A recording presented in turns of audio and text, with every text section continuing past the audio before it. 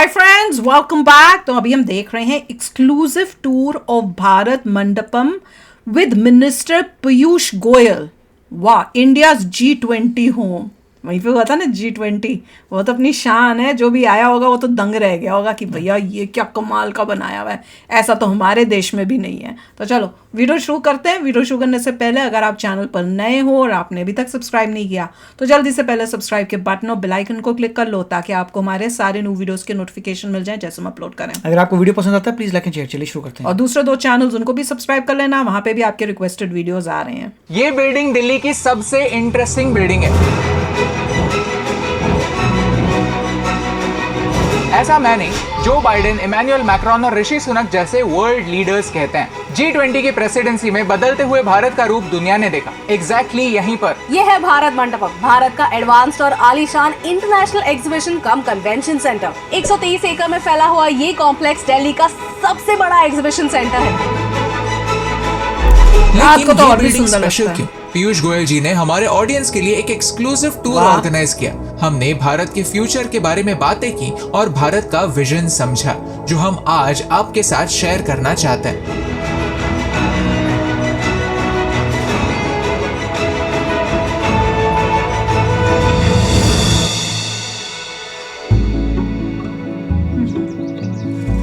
प्रकृति वेदांत तो अपना बचपन याद आ जाता है। ये कन्वेंशन सेंटर एक शंख के आकार में बना है। ये सेंटर बाहर से जितना ग्रैंड है उतना ही अंदर से डिटेल्ड है। वाव। चलिए अंदर का सफर करते हैं। अब डिटेल में पता चलेगा। अरे भारत very मंडपम nice। में एंटर करते ही हमारे सामने एक इम्पोर्टेंट मैसेज है। ये देखिए कितना सुंदर, ये पीएम ने खुद तय किया। Look at the design. Modi ji ये ने। एक प्रकार से जो 5 एलिमेंट्स हैं, आकाश, वायु। ये सस्टेनेबिलिटी को भी डिफाइन करते हैं।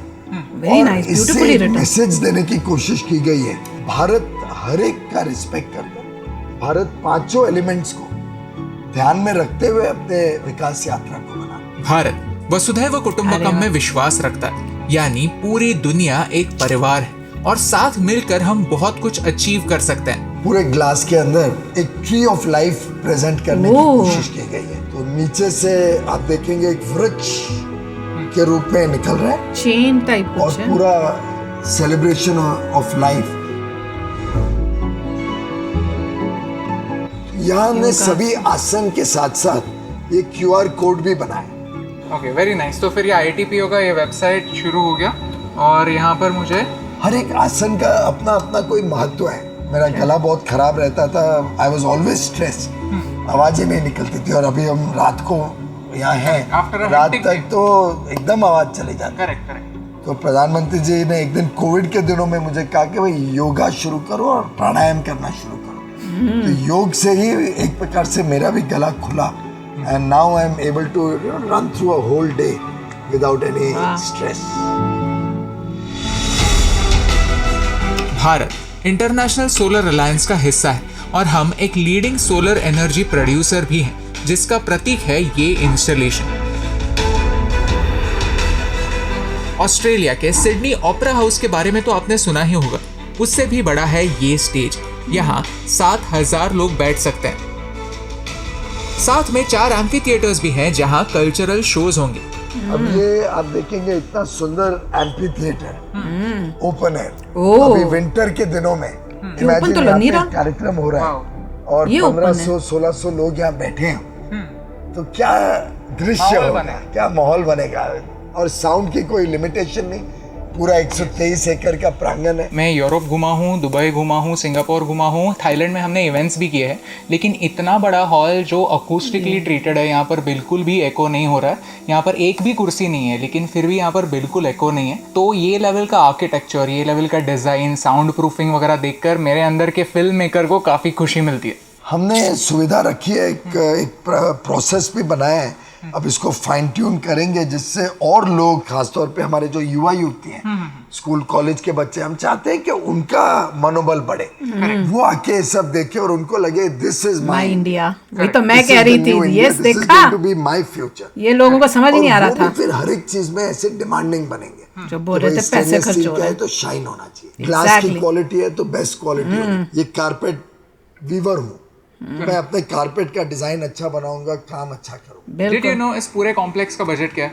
2700 करोड़। लेकिन क्या ये सारा Worth it. फिजूल खर्चा कोई या नहीं। फिर इस पैसे का कुछ होने वाला है? बहुत माने इसकी रिकवरी 1.5 से 2 वर्ष में तो पूरी कैपिटल इन्वेस्टमेंट Wow. इसकी रिकवर हो जाएगी। मैं इससे कह रहा हूँ कि आज सुबह ही हमने एक कर्टन रेजर किया है, विश्व की सबसे बड़ी टेक्सटाइल रिलेटेड एग्जीबिशन अब भारत मंडपम और यशोभूमि दोनों को मिला के 26 से 29 फरवरी को होने जा रही। अब हम दुनिया के एक बहुत प्रमुख वस्त्र विभाग से जुड़े हुए देश हैं, लेकिन हमारी एग्जीबिशन छोटी छोटी होती है अलग अलग जगह। अब करीब करीब 22 लाख स्क्वायर फुट ये तो बहुत का impressive। व्यापक रूप में टेक्सटाइल क्षेत्र right from cotton growers up to exporters सबको एक साथ पीछे जोड़ के इस paintings 4 कितनी सुंदर है। दिवसीय एग्जीबिशन में हम लेके आएंगे।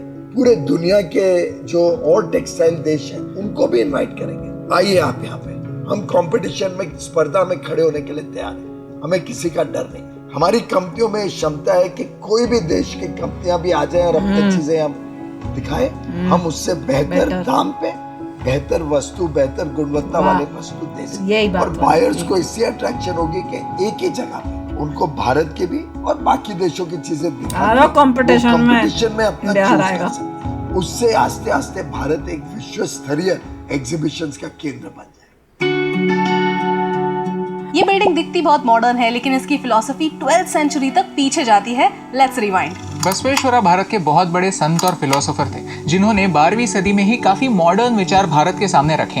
उन्होंने सोचा कि समाज को अगर आगे ले जाना है तो बदलाव की जरूरत है, और ये बदलाव होगा कैसे? सबसे पहली बात है कि हर तरह के भेदभाव डिस्क्रिमिनेशन को हटाना होगा, भले वो कास्ट डिस्क्रिमिनेशन हो या जेंडर डिस्क्रिमिनेशन, हर तरह के भेदभाव को हटाना है। तो लोगों की बातें सुननी होंगी, तो क्यों ना एक ऐसी जगह हो जहां लोग इकट्ठा हो और डिस्कशन करें, एक ऐसी जगह जहां सिर्फ एक विचारधारा के नहीं हर विचारधारा के लोग आए, एक ऐसा माहौल बने जहां हमारे कल्चर को सेलिब्रेट किया जाए, जहां हमारे कल्चर के प्रोग्राम्स हो, जहां लोग कंफर्टेबल बने और फिर एक डिस्कशन हो। इसी विचार से अनुभव मंटपा बना। ये एक फिलोसॉफिकल पार्लियामेंट था, लोगों का पार्लियामेंट था, और इसी अनुभव मंटपा से इंस्पायर होकर उसी विजन को आगे ले जाकर भारत मंडपम बनाए। तो क्या हम कह सकते हैं कि हमारी सारी कैपेबिलिटीज का, यानी हमारी इंफ्रास्ट्रक्चर कैपेबिलिटीज का, हमारे विजन की कैपेबिलिटीज का और हमारे पास्ट का भी एक एग्जीबिशन या फिर एक शोकेस भारत मंडपम? वास्तव में आपने सही आकलन किया, पास्ट को भी आपने जोड़ा, ठीक है, क्योंकि आप जब भारत मंडपम में देखें तो अपने पुरानी विरासत हमारे हेरिटेज को भी यहाँ पे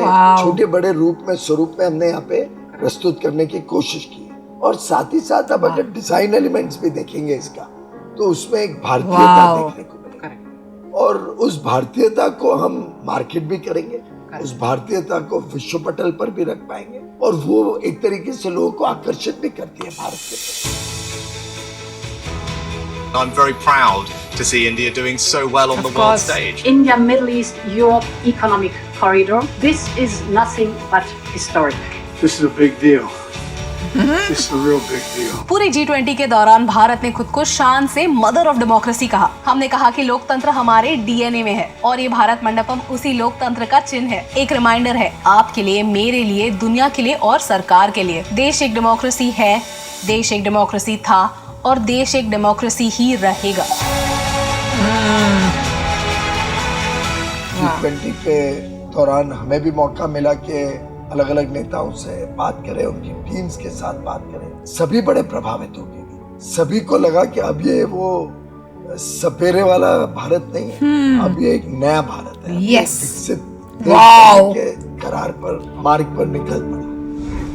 भारत एक काफी यूनिक देश है, क्योंकि हर 10 साल में हमारी कहानी बदलती है, हमारी इमेज बदलती है और हमारे ओर देखने का दुनिया का नजरिया बदलता है। 1990s में इकोनॉमिस्ट नाम का एक मैगजीन हुआ करता था, उन्होंने भारत के बारे में एक काफी इंटरेस्टिंग लाइन छापी थी, and I quote, "Nowhere in the world is the gap between what might have been achieved and what has been achieved is as great as it is in India." Economist की बात को समझें तो बात उसने बड़ी गहरी कही थी। हम एक मार्ग पे चले जो सोशलिस्ट थिंकिंग का था, जिसमें ये सोचा गया कि सभी कुछ सरकार करेगी और एक प्रकार से भारत की जनता को सरकार के ऊपर पूरी तरीके से निर्भर बना दिया गया। 91 में जब पहली बार इकोनॉमिक रिफॉर्म्स की बात हुई, 2-2.5 साल में काफी चीजें बदली, पर फिर वो सरकार कुछ कंपल्शंस ऑफ कोएलिशन पॉलिटिक्स में कमजोर होती दिखी।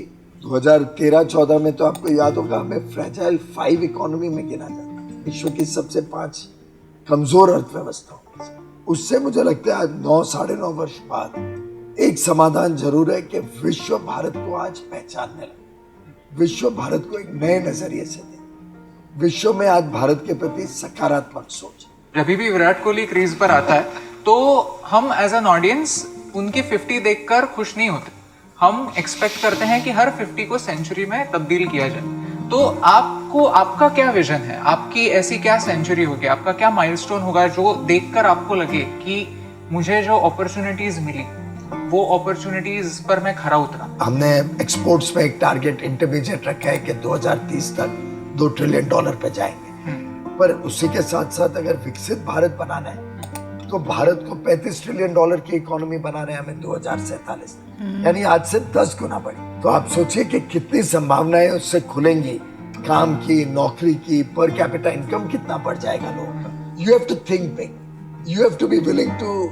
Aspire for very very compelling targets, very difficult targets. और मोदी जी ने एक तरीके से इसको पूरा इंस्टीट्यूशनलाइज कर दिया। वो कोई चीज छोटी नहीं सोचते, बड़ा लक्ष्य रखते हैं, और जब तक वो लक्ष्य पूरी तरीके से हासिल नहीं होता है उसके पीछे लगे रहते हैं। अमेजिंग, देख लो कितना प्राउड फील करा रहे हैं मोदी जी। ये उनके जो विजन है, उनकी जो गाइडेंस है एज अ लीडर, उसने इतना इंडिया को चेंज किया है। और ये अभी शुरुआत है भैया, बेटा जी वेट करो, मोदी जी को लाओगे इंडिया पूरा चेंज हो जाएगा।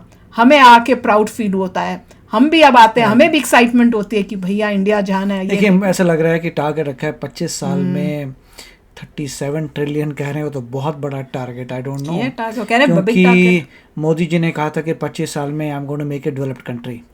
तो मोदी जी ने अपना बार हाई रखा है कि मेरा गोल यही है कि 25 साल में इंडिया को डेवलप्ड कंट्री बनाना है, क्योंकि उतना जीडीपी चाहिए होगा टू कॉल इट कि it is a developed country. क्योंकि पॉपुलेशन आपको देख के जो भी आप देंगे जीडीपी पर कैपिटा निकालेंगे वो इतना चाहिए मिनिमम टू से कि you are a developed country. उनको देखा रहा ना कि पीछे वाली गवर्नमेंट ने कुछ नहीं किया, अब सारा उन्होंने अपने कंधों पे भार ले लिया कि मैं करूंगा, तो अब मैं इंडिया को उस ऊंचाई पे पहुंचाऊंगा जो पहले इंडिया पहुंच चुका जाना चाहिए। तो मोदी जी ने तो बहुत अच्छा टारगेट रख लिया, बहुत अच्छा, मगर अगर उस पर डिपेंड करता है कि मोदी जी जीतते रहें या बीजेपी जीती रहे। अगर वो पार्टी जीती रहेगी, मोदी जी जीते रहेंगे, तब पॉसिबल है रीच करने का। अदरवाइज सब कुछ डीरेल हो सकता है अगर रॉन्ग लोग लीडरशिप में आ जाएं। हमने देखा ही था इंडी के भाई साहब क्या बोल के चले गए थे, नीतीश कुमार, उस टाइप के अगर उस लेवल के लीडर्स हैं इंडी के और वो जीत जाएं तो देश का पूरा कबाड़ा हो जाएगा। जितनी मेहनत अभी तक की गई है सारी मिट्टी में जाएगी। बार बार बोल रहे हैं हम, बार बार वार्न कर रहे हैं कि किसी तरह से मैसेज उन लोगों पे के पास पहुंच जाए जिनकी सोच में गड़बड़ है कि बहुत अच्छी बात है। सब ह्यूज हुआ था G20, जगह जगह से लोग आए थे, उन्होंने रियलाइज किया इंडिया की पोटेंशियल को और देखा कि बहुत आगे इंडिया जा। बहुत इंपॉर्टेंट था ये बनना, क्योंकि ये देश की इज्जत का सवाल था जब वर्ल्ड के टॉप के लीडर्स आ रहे हैं। और इनको ये बनाने के बाद जब वो आए हैं वो भी हैरान हुए, उनको इंडिया दिखाए कि ये इंडिया है। तो चलो फ्रेंड्स, शेयर करना अपने थॉट्स, चलते हैं, मिलेंगे नेक्स्ट वीडियो में बहुत ही जल्द। Till then take care and bye bye. तो अगर आप मेरे इस चैनल पे नए हो तो जल्दी से सब्सक्राइब के बटन को हिट करो और बेल आइकन को क्लिक करो, ताकि आपको मेरा जब नया वीडियो मैं लगाऊं आपको उसके बारे में जल्दी से पता चल जाए।